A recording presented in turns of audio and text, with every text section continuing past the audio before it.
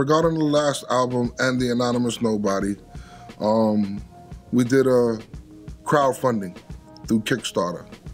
And we had a targeted goal for $110,000, and we superseded the goal in 9 hours.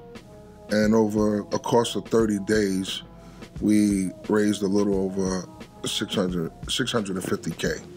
And 650K actually was pretty much the recording budget we are actually used to make the type of record we like to make. Don't get it twisted.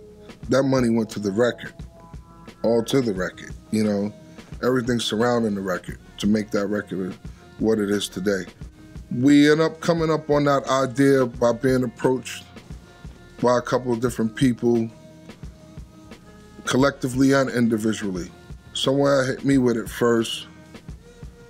Dave saw it on his own time, and then all three of us got hit with it when we was at Winter Music Conference in Florida. It just seemed like that was something that was coming up as a really good gut feeling to approach based on the entire change. First of all, being a group that had been away from making records for like 12 years.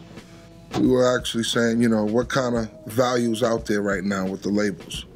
The change of the business, the plummet behind the digital era, the way Soulja Boy came out, that completely changed the game, where it was more like artists were signing labels as opposed to labels signing artists, you know? So it was completely changed.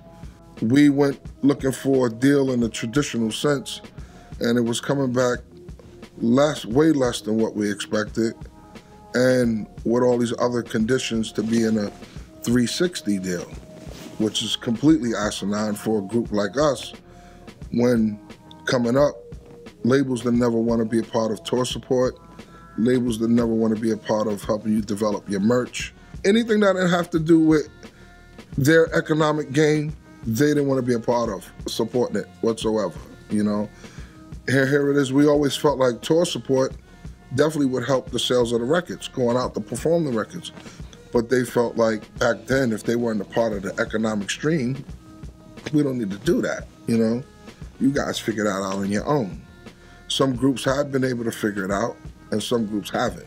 We was one of the groups to be able to figure it out, let alone we follow the blueprint of LL and PE and Houdini, where they would get sponsors. That's where Budweiser would come up, or, you know, cigarette companies would come up at this time to be some sort of sponsor.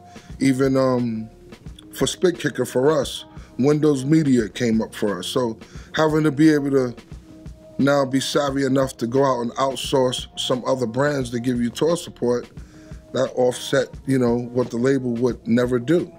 So to get up now in this here day and age and to be offered some 360 deal is like, not for a group like us. We've worked too hard at this to, maybe that worked for some new kid coming up, but not for us.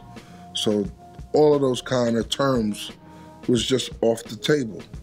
So we rolled the dice and we did this crowdfunding. And the crowdfunding actually came up totally conducive to what we used to having to record. Not only that, we didn't have to give up no rights, like publishing or anything like that within this budget, because it was all funded by the fans, let alone just a core amount of about 11,000 people. So here it is, it wasn't even my entire fan base.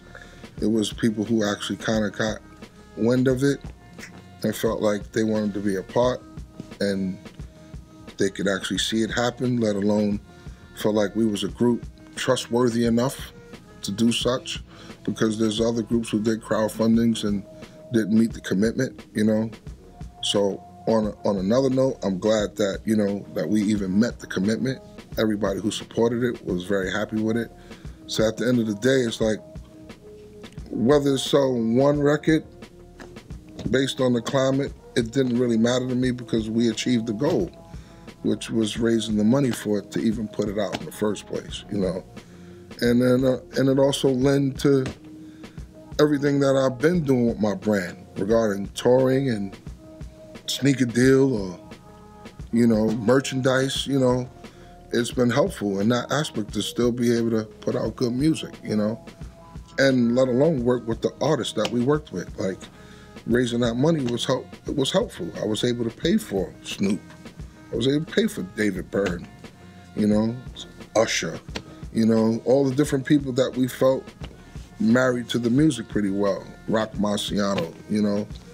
So all those people, you know, deserve to be compensated. You know, the quality of where we needed to mix so it could come out the way it did, you know. We put a lot into it, man. We invested it, you know.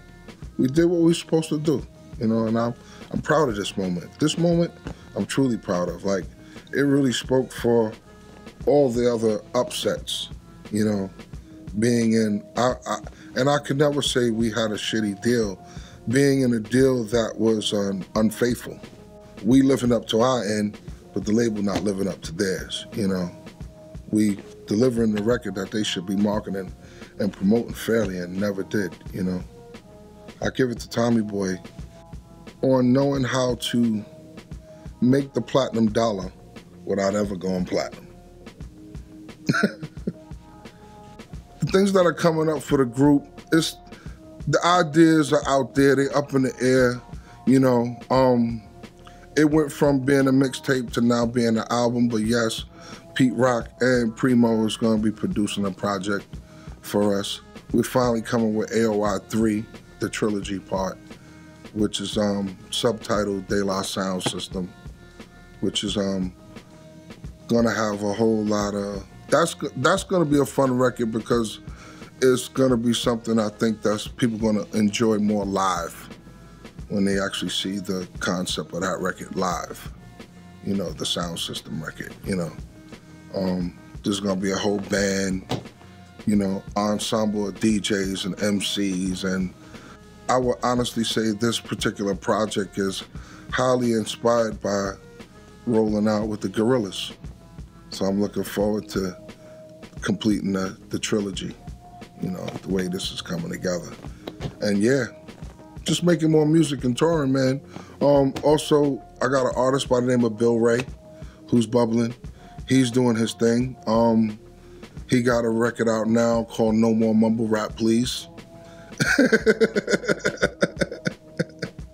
It's hitting a little bit of controversy, and that's been fun, you know, trying to hate on anybody who's doing their thing out there, but since when we mumble to make records, you know, I got love for trap music.